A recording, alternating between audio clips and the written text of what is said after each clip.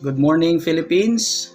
So para po sa ating morning devotion, let me invite you to the book of Psalms, Psalms 103, verse 1 to 5. Bless the Lord, O my soul, and all that is within me. Bless His holy name.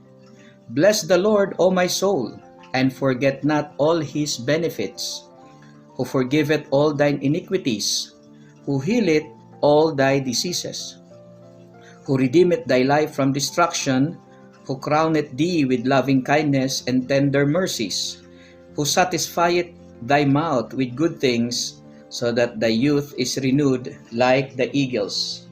Para po sa umagang ito, ang ating pong devotion ay pinamagatan pong blessed by the Lord's benefits. Alam niyo po ba na ang salitang blessed or bless the Lord ay masusumpungan po sa Biblia 6,806 times.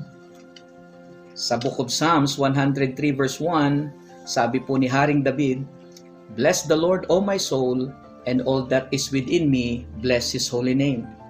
Sa Psalms 115 verse 12, "The Lord hath been mindful of us, He will bless us. He will bless the house of Israel, He will bless the house of Aaron." At maging sa Psalms 135 verse 20, sabi po dito, "Bless the Lord, O house of Levi, he that fear the Lord, bless the Lord." So the word blessing or the word blessed in the Bible is very much used. And in fact, the most important thing that we need also to do is not just to ask for God's blessings, but also to bless the name of the Lord. Bakit po? Dahil sa pag-bless ng pangalan ng Diyos, araw-araw ng ating buhay ay pinubuhos niya naman po sa atin ang kanya pong mga pagpapala. Ano po?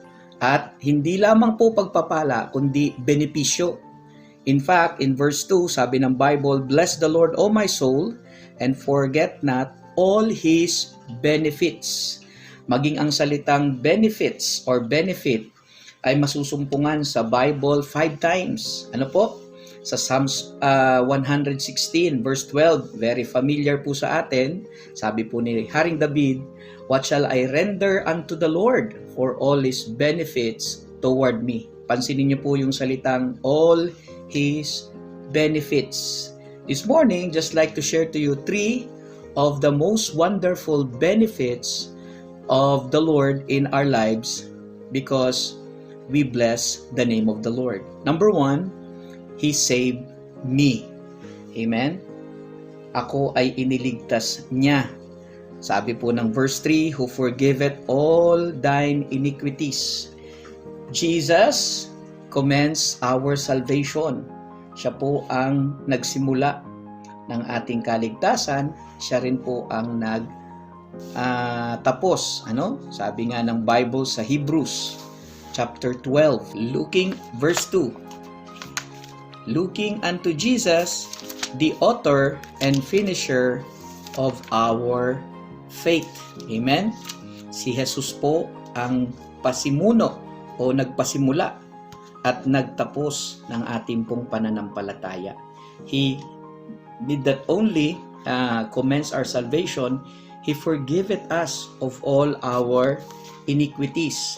Not just mistakes, but our iniquities. Ano po ba ang kaibahan? Kasi tayo po, nung tayo po ay hindi pa mga ligtas, nung tayo po ay mga unbeliever pa, tayo po ay masama. Tayo po ay kaaway ng Diyos.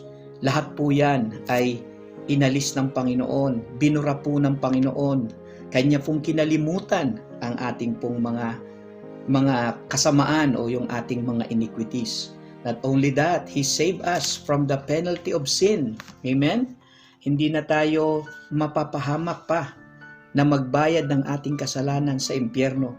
Iniligtas tayo ng Panginoon. Not only the penalty of sin, which is already past tense, but He has also saved us from the presence of sin. And that is someday or in the future, pag alis natin po dito sa lupang katawan na ito, dito sa mundong masama at napapahamak, ay tayo'y dadalhin sa isang lugar na tinatawag po na kalangitan, na kung saan isang perpektong lugar, na kung saan nandoon po ang presensya ng Diyos. At ang presensya po ng kasamaan at ng kasalanan ay wala na po. God has saved us from the presence of sin. Wala na po ang presensya ng kasalanan. Wala na po ang struggle sa langit sa kasalanan dahil wala na po ang kasalanan doon. Pangatlo ay yung power of sin. Tayo po ay niligtas ng Panginoon. Araw-araw, tayo po ay nakikipagbaka sa kasalanan. And Jesus Christ has overcome sin and death by His death on the cross. That's why Jesus saves me. Number 2, He sustains me. He sustains me. Psalms 103 verse 4, who redeemeth thy life from destruction. Jesus' sacrifice is remembered in my heart. The Lord came and paid the price even after your wasted life. Nasayang na po yung ating buhay nung tayo nasa kasalanan pa. Subalit, ang Panginoong Diyos po ay nagsakripisyo, nagbigay ng buhay para tayo ay matulungan upang tayo ay maialis sa kasalanan at siya po ang siyang nagsusustain sa atin.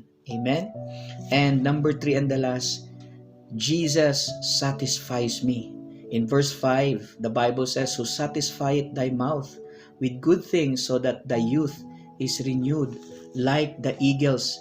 He satisfies us with temporal blessings. Yung mga tinatangkilik nating mga material blessing ay galing sa Panginoon. Temporary lang yan. But the most important blessings is spiritual blessings. Amen? Spiritual blessings. Not only our salvation, but also God gave us the Word of God to give us spiritual direction to feed our hungry soul. God has placed us in the church, in the ministry of the Lord, for us to be cleansed, for us to be trained, for us to grow in the knowledge and love of Jesus Christ. Kaya wag niyo pong kakalimutan, we are blessed by God, by His benefits. As we go to the Lord in prayer, dear Heavenly Father, thank you for your blessings. Thank you for your word. Thank you for your salvation in us. Kaligtasan na hindi na po nawawala. Thank you for your word, Panginoon, sa umagang ito. Tulungan niyo po kami na patuloy kaming lumago sa inyong mga salita at patuloy naming alalahanin, put into remembrance the benefits of being a child of God. Bless our day, Lord. In Jesus' name I pray. Amen. Thank you and God bless.